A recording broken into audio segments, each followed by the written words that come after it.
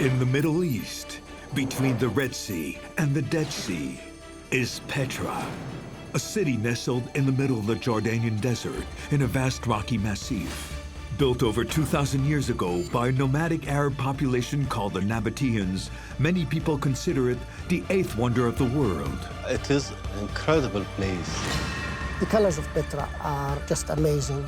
You feel you're not on this planet. Petra is known for its huge facades, carved out of the rock, which are often used as scenery for films. But taking to the skies, we discover an archaeological site stretching 260 square kilometers with over 850 remains. A nomad city which still has many secrets to uncover. It's like a puzzle, a huge puzzle. We only have glimpses of their glorious city. This city, forgotten for centuries, was rediscovered by a Swiss explorer 200 years ago. Today, archaeologists are still trying to complete its story and unravel the mysteries that elude them. So we need some good pictures of this area. With the help of the most modern scientific tools, they can probe the work of ancient builders. And these technologies are giving us real insights into the building methods. By examining Petra from different perspectives, from the infinitely big to the infinitely small, experts can detect details that are invisible to the human eye. It's very exciting. We're almost on the telephone to the past. Thanks to digital tools, the luxurious structures from Petra's golden age are brought back to life. This mythical city, which was at its peak in the 1st century BC, can finally reveal its true splendor. Petra demonstrates opulence. These cascading fountains and pools, and really it's basically showing off. A Las Vegas of its time. We will unlock the secrets of the sprawling desert city by examining its spectacular structures, starting with its most famous monument, Al-Khazneh. It is so dramatic because it's sculpted out of the rock itself. What techniques did the Nabataeans, a population of nomadic traders, use to build such tall structures without modern tools?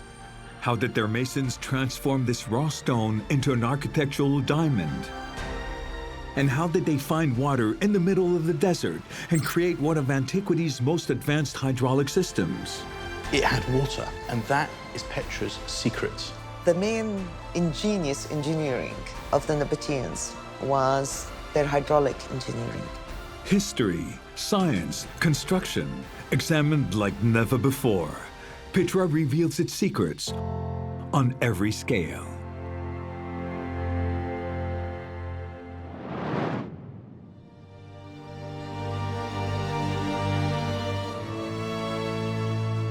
To understand Petra, you first have to understand the secrets of this fascinating city's construction. It was built in the 1st century BC by a population of nomads, the Nabataeans. At the time, and still today, each visitor would enter by following this astonishing and winding natural passage known as the Sikh. 1,200 meters long and in places less than 3 meters wide, it leads to this breathtaking building, Al-Khazneh. The builders constructed it here specifically so that everyone entering the city would arrive facing this facade. The outside was meant to be seen. This was to wow. For archaeological experts, this monument is a true enigma. Now, thanks to new technology, they can unlock its secrets. It's just mind-boggling the skill that went into it. The lines are so clean, the reliefs are so beautiful, and there's just no mistakes. If you look at the detailed carvings, not only of the figures, but the decorations, perfect. This incredible, lavishly decorated temple is about 39 meters high, the equivalent of a 12-story building. But how did the Nabataeans carve a structure which is as monumental as it is perfect from solid rock? An interesting thing when we see the Khazneh is first, obviously, scale. It's always been a mystery as to how they were able to construct these sculptures so high above the ground. In this arid desert, wood resources are practically non-existent. It is impossible to find sufficient planks to build scaffolding. So, how did the Nabataeans raise themselves 40 meters from the ground in order to sculpt Al-Khazneh? To solve this mystery, archaeologists today combine traditional observation techniques with sophisticated technology, revealing details that the human eye can't easily perceive. Kais Tswesi is the site's technical curator. Thanks to this machine called a total station, he can take precise measurements of the building. Then he processes the data on a computer to build an extremely accurate 3D projection. which is give us a very good accuracy, which is about 0.01 millimeter, which is very good for documentation. The 3D model lets experts examine the smallest details of the facade. But do any clues remain that could reveal the Nabataeans' construction techniques? Details like the remains of fastenings for scaffolding? The first feature which become apparent are notches on either side of the monument. Changing the scale, thanks to digital zoom, reveals the shape of these strange notches. They are deeper at the base than at the top. They appear to be shaped for a human foot. But did Nabataeans builders use them to access their construction site? They could only have been cut after the building's completion, so the building was already completely sculpted. They weren't used for its construction. One of the theory for those footholds is for climbing the monument, looking for special finds like gold, and also for breaking the figures of the monument. So these notches were hollowed out by raiders and not by the builders. Thanks to a careful examination of the facade and the digital model, archaeologists have also ruled out other false leads. For example, these small holes are not the remains of fastenings for scaffolding. They're bullet holes or marks from tools made long after the construction of Al-Khazneh. To solve the enigma of its construction, experts have had to find other clues. Thibaut Fournet is a French architect and engineer at the CNRS. He has been studying one particular cliff for several months using a variety of techniques. This cliff is the site of a unique, partially carved building known as the Unfinished Monument. This building is precious for archaeologists and architects because it allows us to have a snapshot of a building site halted during construction. And from this site, we can understand how the Nabataeans could sculpt a building on a cliff like this. The site allows Thibaut to analyze the ancient builder's work. This 4-column monument was intended to run down the side of the cliff. Only the upper parts have been carved, which means that the stonecutters started from the top. But how could they have worked on such a steep cliff? Can you see this reddish part? Yes. I need, on this part, good pictures from quite close. Today, Thibaut wants to observe architectural features at the top of the facade. Just like the Nabataeans, he has also had to find a way to access the cliff. Thanks to this drone, the team can collect clues that were unattainable until now in order to process them in 3D. These previously unseen images, alongside traditional observations made 20 years ago, allow archaeologists to piece together the secrets of the Nabataeans' construction techniques. To sculpt this kind of structure, ancient stone carvers started by smoothing the rock, creating a flat wall which marked out the front of their building. We are on a raw, rocky facade. They started by making a flat surface, which was used as a board upon which the building was projected. On this blank canvas of rock, the Nabataeans hollowed out small terraces which allowed them to sculpt the rock face in complete safety. They started from the top, then prepared a small platform and descended. And they had to finish the top of the building before going down the rock. They couldn't go back to finish it. After completing the upper parts, workers needed extreme attention to detail as they gradually descended, finishing with the foundations. The fact that they had to do the whole facade in one go with no chance to restart or to repair a mistake is something very courageous and a risk that nobody could bear today. In Petra, you need preciseness in engineering. It means if a mistake would go, that means the whole facade is destroyed. Researchers haven't found any plans or written records about Al-Khazneh, but they assume that the Nabataeans planned their construction to the smallest detail. The builders had to anticipate every volume, project the unbuilt structure onto the rock, and it's this ability to anticipate and plan the project beforehand which is most impressive for an architect. At Al-Khazneh, the ancient builders erased all traces of their construction as they worked. But taking a step back, we can see evidence that this structure was also built using the inverted construction technique. To the right of the monument, these stairs, discovered at the same time as the site in the 19th century, allowed workers to access their construction site. But a mystery remains. How can this monumental facade stand when it was impossible for the Nabataeans to test the strength of its foundations before they started building? The images taken by drone reveal an immense massif which overlooks Al-Khazneh. Hundreds of tons of rocks weigh down on the monument. How could the Nabataeans be sure that these structures wouldn't crumble underneath this immense weight? One of the principles of construction is that you have to transfer the load from its highest point down to the ground. And when you look at the sculpture, each of the elements, the weight is transferred down to the ground through the column.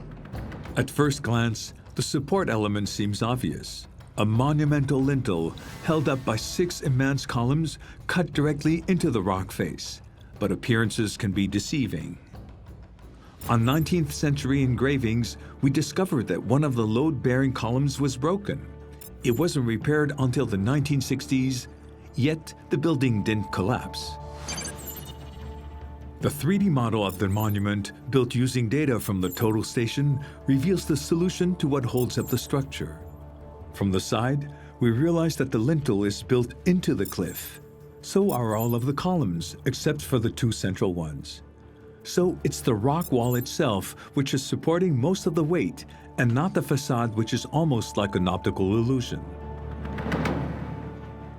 The interior of Al-Khazneh confirms this hypothesis. Usually, it is closed to the public. But Kais Twesi has special permission to explore inside. Surprisingly, the interior of Al-Khazneh is much less spectacular than the outside suggests. It's looked from outside very huge, and from the interior, small chamber. One master chamber, 10 meters high and undecorated, leading to 3 much smaller rooms. This transition from gigantic to miniature between exterior and interior shows that the Nabataeans knew about force dynamics and were careful to evaluate the risk of collapse. You need to triangulate any load in so that it can go over the structure and back down to the earth. And if you hollow it out to too great an extent, it would collapse and it would have brought the facade down with it. These rooms are small because they had to be careful that the ceiling, the quarry ceiling in a way, wasn't too wide so that the rock can support such a large slab. These modest rooms pose question about the very nature of Al-Khazneh. Even today, experts still can't agree on its exact function. It is considered a tomb, or it may simply be a cenotaph, a building in memory of the deceased. Considering the site and the quality of the architecture, it was for someone important, probably a king. One thing is for sure, this structure was designed to impress. It is the first thing you see when entering the site. Thanks to the support of the cliff, the Nabataeans ensured that this spectacular monument would remain standing 2,000 years later. For centuries, Petra has survived many dangers: erosion, earthquakes, enemy attacks. But the city also has to withstand another major challenge, a hazard that's unexpected in the desert. From this blue sky, it's hard to believe how it's messed up during the winter season. Between October and January, the city can be hit by torrential rain. And the rain here always starts suddenly. The other side of this is that there is a danger of flash floods. In the event of a storm, rainwater flows between gaps in the rock and funnels towards the Siq. This natural gorge can transform into a furious torrent, threatening the entire city, starting with Al-Khazneh. Even in my 12 years here, there were 2 times where you saw the water roll into the center city and wreak havoc. That major boulders moved along, and you realized that people needed to be evacuated out of the city. In November 2018, 4,000 tourists had to be urgently evacuated to avoid being trapped by devastating mudslides. But what did the Nabataeans do when faced with this danger? To answer this question, archaeologists first looked for clues at the Siq, the narrow gorge that allows access to the city. The Siq was the weakest point of entire infrastructure of the city of Petra. So they had to protect this paved road from destruction. During the first excavations in the 19th century, archaeologists discovered an amazing passage carved through the rock. A tunnel 3 meters wide and 5 meters high, leading to a canal. We are now in the middle of one of the most impressive hydrological structures in Petra. This tunnel was partially cut in the rock 2,000 years ago.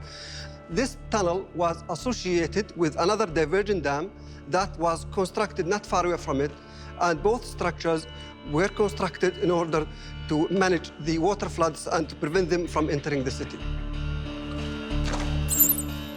The dam was built near the city's entrance, diverting water towards the tunnel and away from the Siq. An ingenious solution that prevented the destruction of Petra's jewel.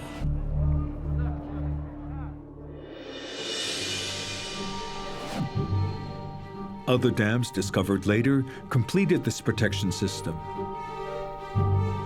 Al-Khazneh is an expert in digital archaeology. By taking thousands of pictures of the protection system's remains, he has been able to make 3D digital models of 36 individual sites. We're standing in one of these dams, which is a clear example about how the Nabataeans used to protect their cities from flash floods. Today, most of the dams have been restored and returned to service. Nabataean system was re-erected by the Jordanian Department of Antiquities for the protection of people, tourists going into Petra. It's the first time ever in history of archaeology that I did archaeology not only for curiosity, but to get to know how this system worked and whether it's possible to restore it, that it works again. And that's what I did, it works again. The system still functions and is proving to be an ingenious feature. Because the Nabataeans faced another major problem, how to supply the city with water all year round when it only rains in winter. It has 200 millimeters of water a year, whereas in Western Europe we have 900. They needed to harness that. There is no life without water. How did the city's 30,000 inhabitants obtain fresh water? And how did they cultivate the land to feed themselves? The water at Petra has a reliable source up in the mountains, but it is some distance from the city. Satellite imagery reveals that the closest waterway, the Ain Musa, is situated 9 kilometers away. So how did ancient engineers provide drinking water to the city's inhabitants without a nearby water source or regular rain? The first answer can be found at the dams, built to protect the city from flash floods. So Nabataeans built this, first of all, to protect the city from the flash floods, and then to use the water, to collect the water, because they were very careful and wise to collect every drop of water. Every drop of rain that trickled down the rock face was channeled and directed into water tanks where it could be stored. There were as many as 200 tanks in the city, Many are still visible to the naked eye, some from high up, others like this one from the ground. But there was a problem. The water that collected in these tanks wasn't drinkable. It was not only water, it was dung from the birds, it was branches from bushes, it was dry leaves, God knows what. And then the water had to be collected and to still down. And then all the material fell down to the bottom. In 1999, Uli Balwerd carried out tests on the rainwater. The results allowed him to understand how the Nabataeans obtained drinking water. They stored water in a first pool and waited for the waste to sink to the bottom. Then the water flowed into a second pool, followed by a third, controlled by a system of valves. From the first to the next, and at the end of this filtering process, the water was really clean. This filtration system made the water cleaner for drinking. But how did it reach the city? The answer can be found here in the Seek. On either side of this narrow rocky gorge are shallow grooves that Ahmad Hassana thinks were carved by the Nabataeans. One diverted rainwater. The other channeled in spring water from the neighboring mountains.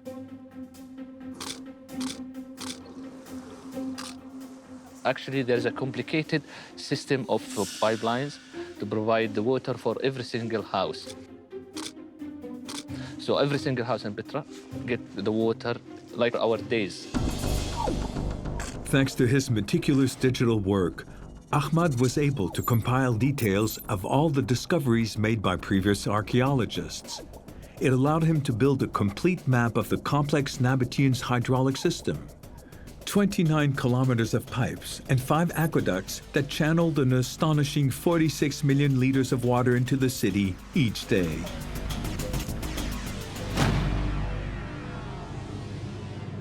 A change of scale allows us to discover other elements of this stunning hydraulic system. Some of the rock-cut channels retain the faint traces of terracotta pipes. If we look at close here, we can see the edge of these pottery pipes, and also we can see how these pipes connected together. The Nabataeans developed a system of pipes that was highly advanced for the time. Terracotta pipes were embedded into the rock, fixed in place with mortar, and the joints sealed with a waterproof coating. They made first a clay, like the paste for bread, and then they wrapped this clay paste around a wooden cylinder and fixed the two ends together. And then they were firing these enormous pieces. These terracotta pipelines preserved the quality of drinking water. But the Nabataeans faced another major problem. How could these pipes withstand enormous pressure created by the steep slope between the source at an altitude of 1,300 meters and the center of the city, 500 meters below? Inside the pipelines, with each percent of gradient, the pressure inside the pipeline increases by 1 bar. We know from tests that these terracotta pipes could bear an internal pressure of 9 bars. With a slope between 4 and 5%, terracotta pipes won't explode, but they still remain 80% filled with water, allowing for a regular flow. This is exactly the angle of the channels discovered in Petra.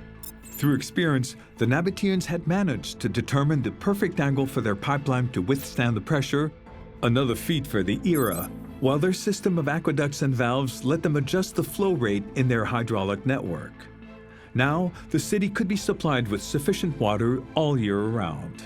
In Petra, the population, which grew to 30,000 people, could rely on being able to drink 8 liters of water a day. They could rely on about 40,000 cubic meter of water per day, which makes it really incredible. It means that they had water not only for the normal domestic uses, but also for public uses.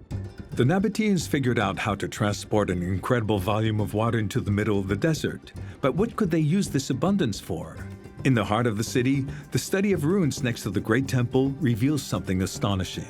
At first glance, these piled slabs and pebbles don't suggest the presence of water. The first archaeologists even thought this was a marketplace. But in 2013, a study of soils on a microscopic scale made it possible to make an incredible discovery. And through the archaeologist analysis for sand samples, they approved that those samples, they have seeds of palm tree, which is give us the idea that this garden was full of palm tree as the main tree for the garden. Amongst the grains of sand, scientists found remains of fossilized seeds and plants, which meant that the Nabataeans had mastered irrigation to create lush gardens. And that's not all. By analyzing the ground with georadar, researchers have detected the presence of an enormous pool. Instead of a market, there used to be an incredible aquatic complex here, which today's digital imagery makes it possible to recreate. Above the garden, there is this unique swimming pool. And this swimming pool is about 44 by 25 meter and about 2 meters the depth. It's actually like the size of Olympic swimming pool nowadays.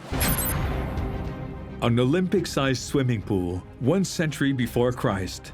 It seems excessive in a desert where water is so precious. But the abundance of water was key to the Nabataeans establishing their power in the region. Water was used to serve the city's splendor. You have to imagine how impressed the caravans that arrived in Petra would be by the water and the way it was almost wasted just for glory. The mastery of the water and then creating these cascading fountains and pools, it's basically showing off. The Nabataeans were originally nomads, caravan drivers. They knew that in the desert, water is the most important source of wealth. And they took full advantage of it. In terms of the Nabataean economy, it relied heavily on trade. The main trade that brought the most money was the trade of incense and myrrh. In ancient times, incense and myrrh were luxurious, rare, and expensive goods. Petra became so rich due to its location at a strategic crossroads. All of the commodities from Arabia and therefore Yemen passed through this kingdom. Also India, the Red Sea, all of these commodities arrived in Gaza or Alexandria and flooded the Mediterranean market. They were just at the junction between the Roman world, which had the means and the taste for luxury, and the source countries where the goods were cheap, and thus this economic somersault made them a lot of money. Today, archaeologists and historians believe that the abundance of water and luxury in the city were key to the success of the Nabataean people. Petra demonstrates opulence, and people would be drawn from great distances to come and marvel at this society, and also to spend money there. It was a financial mecca, a Las Vegas of its time. The city stood out as a place of opulence. It was the Dubai or Las Vegas of its time. In Petra, everything was made to dazzle visitors, Al-Khazneh as well as other monuments. This entire valley was densely built. It was covered entirely in buildings, large public buildings, the impressive remains of which we can see, but also between them, every side was occupied by domestic architecture of very high quality, which dates from the era. You have to imagine that we're in the city centre in ancient times, so you have to recreate in your minds the colonnade streets from antiquity, moments here and there. Today, scientists are studying the remains of 850 buildings from every angle. They want to understand how the city developed over the centuries. These constructions have suffered the ravages of time much more than those which were carved into the cliffs. However, thanks to new technology, experts can reveal their full splendor. In the heights of the city, at the summit of Jabal Kubtat, a French archaeological mission has taken an interest in these ruins, which were first discovered at the start of last century. So this is the place? Yeah, that's the place. I think we should stand here. Archaeologists have long believed that this was a place of worship. To verify this theory, Thibaut Fournet is focused on recreating the entire building. He will use drone photography to achieve his goal. I need mainly pictures on this main monument, from this angle to this one, on different flights from the top and from the front of the cliff.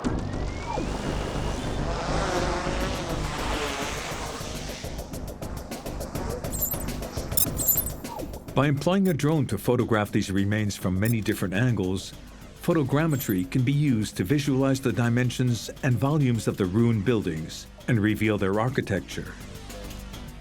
All these photos gives us an overall coverage of the structure, and photogrammetry software can reconstruct a kind of digital copy of the remains. So this digital model of its current state allows us to have a truly complete description of the remains, a description upon which we can base our restoration and test assumptions about the restoration of architecture on the basis of a three-dimensional model.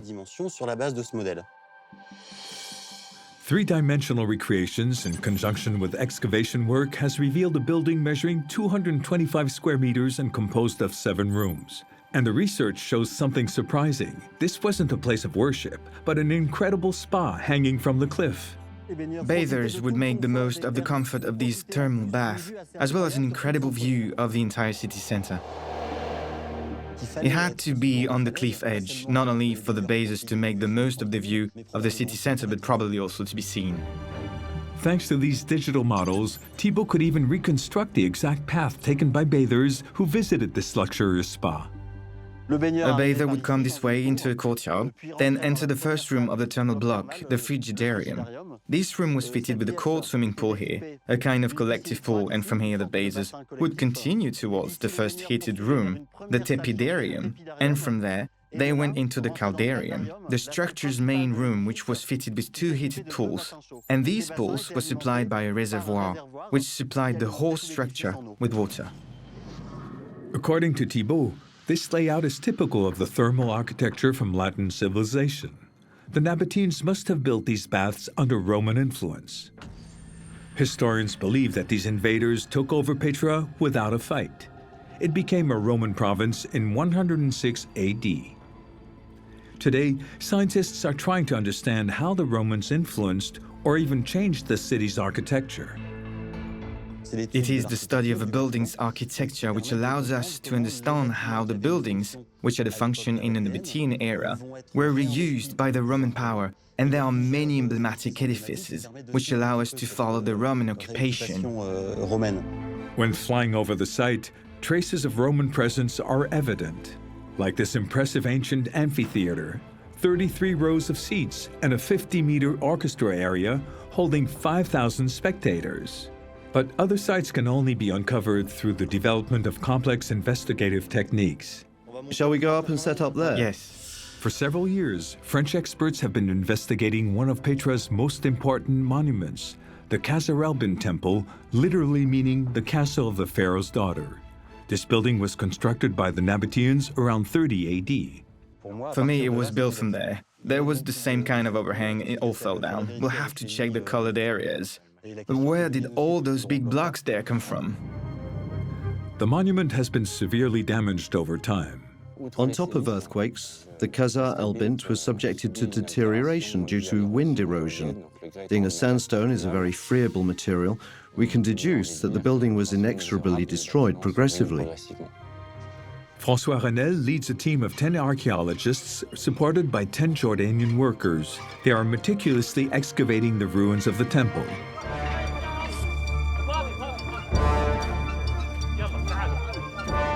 The team is hunting for traces of the Roman building works. We made the most of the gaps in the slabs to comprehend its chronology and the different phases of construction present. The works carried out for several years shows that there are 2 phases of stairs. A first monumental phase, which is linked to the first phase of the temple's construction during the Nabataean period, and a second which corresponds to the embellishment of the temple within the framework of a much vaster imperial program during the 2nd century AD. The Romans added their own materials to the top of the limestone and sandstone of the Nabataean buildings, materials like white marble, which they considered more precious. Experts believe they changed this Nabataean place of worship into a temple dedicated to the glory of their gods. We see that the Romans reclaimed the sanctuary, kept it in its Nabataean state, let's say, gradually renovated it, rebuilding parts of the stairs. But while repairing the Nabataean building, they added to the west of the structure a new monumental building, a monument with an altar, which is most likely dedicated to Roman emperors. The team have carried out a detailed topographical survey of the site, allowing them to recreate the dimensions and volume of the cascading. Then modeling software could bring these ruins back to life, recreating in 3 dimensions the structure as it looked 2,000 years ago. Thanks to the Roman Empire, Petra experienced glory days once again. But without the architectural genius of the Nabataeans, these constructions would have disappeared long ago, wiped out by earthquakes. To understand how, it's necessary to take to the sky. Satellite imagery reveals the very particular geographical situation of this site. Petra was built over a seismic fault. The city is on the boundary of 2 sliding plates, the African plate and the Arabian plate. In this area, 2 continental plates are moving. One is shifting below the other, and the other one is shifting over. As the plates slide over each other, they can cause particularly violent earthquakes. We think about Petra, we should always remember that there were many earthquakes that influenced the city's history. The biggest one was in May 363 and devastated the center city of Petra. Here we can see the devastating effects caused by an earthquake, which took place between the 3rd and the 4th century, where we have an upper part of the temple which fell, like these columns, like these parts of a ledge. Archaeologists have studied the cascading in an attempt to understand how it could survive centuries in this highly seismic zone. Within the partially destroyed walls, they found a clue, the remains of wood. Some experts think that this is the key to withstanding tremors. Their engineers, they understood that they needed to deal with the tectonic problems. The Nabataean engineers had invented one of the first anti-seismic measures in history. They have this idea that this piece of wood in the middle of the building should control the cracks, the vertical and the horizontal cracks within the building. Experts think that the framework of wooden beams, made of a more flexible material than the stone around it, absorbs the energy of earthquakes, combating the effects of stress in the walls, the raising of foundations, and even twisting. Somehow it's controlling the balance of the building, which make a smooth movement in the bulks of the building. And this technique is actually approved. This is a successful technique. The Nabataeans had risen to the challenge posed by earthquakes, and they even took some benefit from the phenomenon, because it was seismic activity that created the city's exceptional scenery. In Greek, Petra means stone, and it is this extraordinary raw material that gave its name to the city. But what is so particular about it, and how did the Nabataeans manage to work with it? It's not possible to understand Petra without understanding its geology. The nature of the stone in Petra determines its present appearance. Petra is carved in the natural rock, so it is important to understand the raw material. Seismic activity allowed the raw building materials used by the Nabataeans to rise to the surface. This is a sedimentary rock called sandstone with very specific properties. Petra is surrounded by mountains that are made of igneous rock, but Petra itself is sandstone, and sandstone is formed by layers effectively under the sea. And that means this sandstone is not like granite, a stone which is strong and compact, but it's only like cement. The grains are still the same as they ever were, but they are glued together by lime. When you observe sandstone under a microscope, you realize that it is composed of millions of compressed grains of sand. This characteristic explains how the stone is so easily cut. To work it, the Nabataeans could resort to relatively basic techniques. Some of their tools even left marks that are studied by scientists today. What's interesting is that all the walls still have the marks of the tools which they were cut by. And in particular, here's the cut which we call ornamental. With a pick, the stonemason cut all these lines parallel, which allow the creation of a surface, which plays with light. It shows one way the Nabataeans enhance the beauty of their landscape. When flying over Petra, the variety of color in the monuments is impressive. The colors and the design in the bedrock itself, it's very, very impressive. An extraordinary range which stretches from yellow to purple, as well as pinks, oranges, and reds. This is the only place where sandstone becomes art. The colors of Petra are just amazing. You cannot stop looking or gazing at the facades of Petra. The builders understood that to embellish the city, they could utilize the incredible range of colors that the sandstone naturally offered.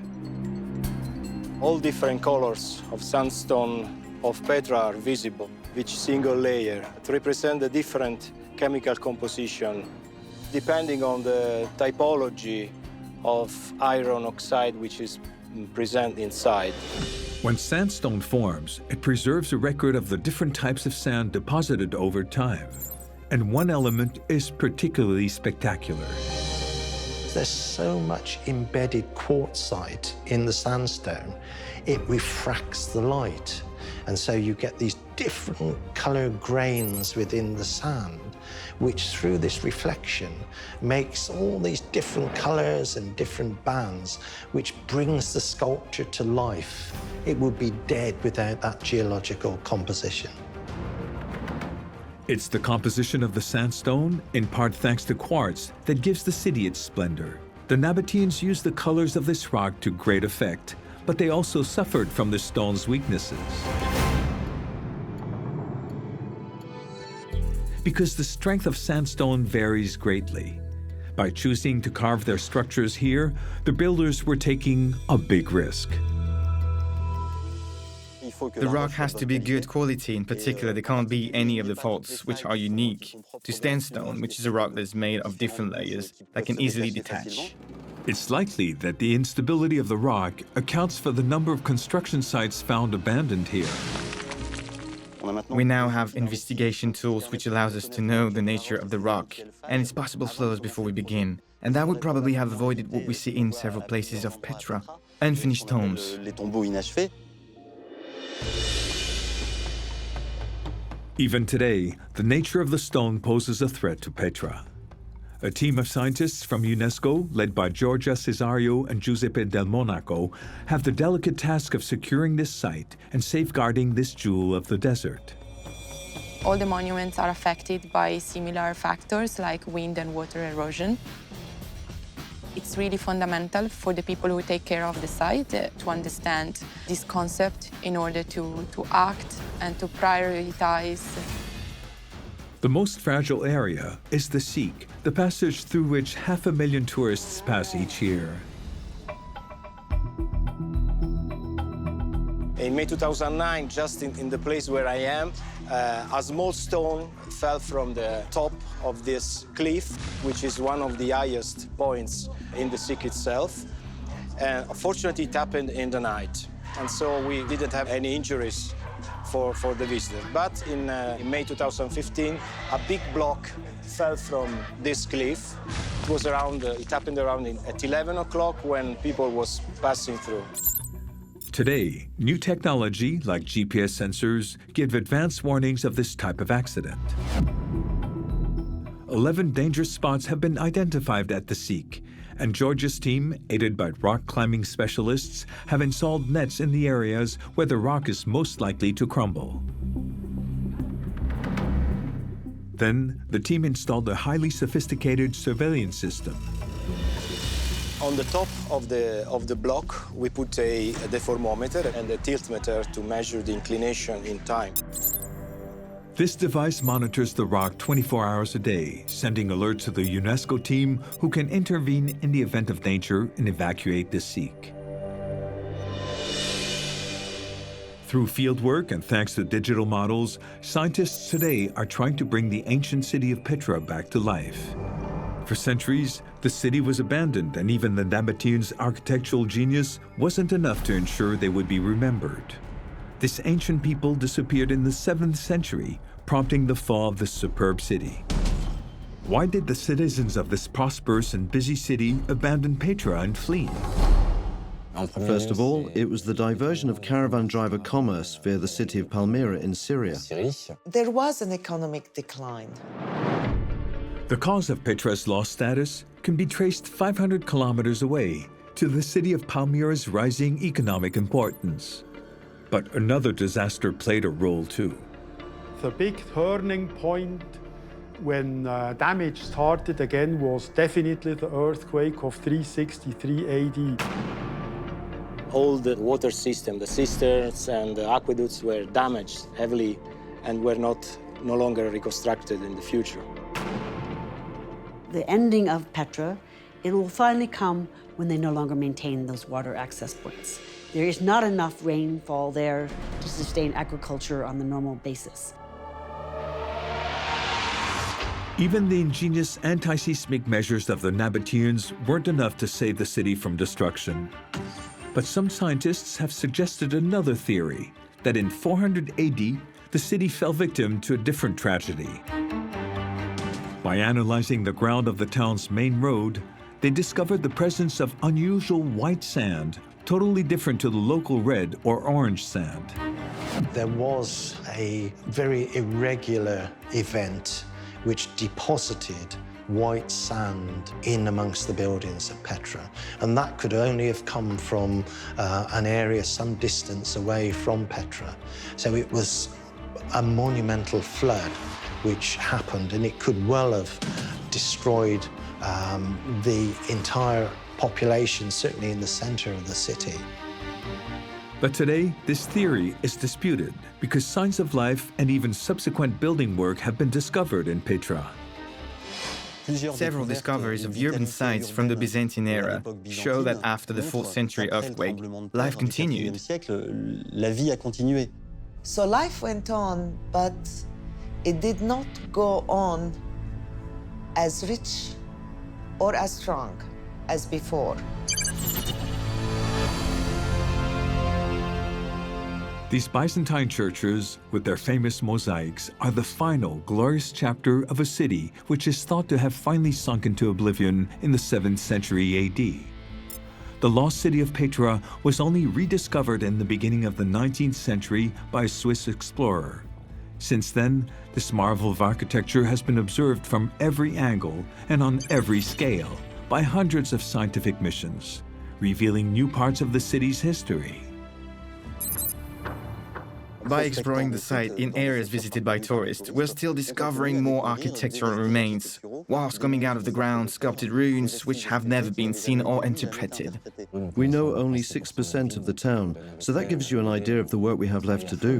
We only have glimpses of the Nabataeans. We only have glimpses of their glorious city, capital city. Piece by piece, the secrets of the city's construction have been revealed through meticulous work on all scales, but mysteries still endure. So for now, this pink city of the desert will remain the perfect playground for archaeologists, architects, and hydraulic engineers, all passionate about the incredible heritage left by the Nabataeans.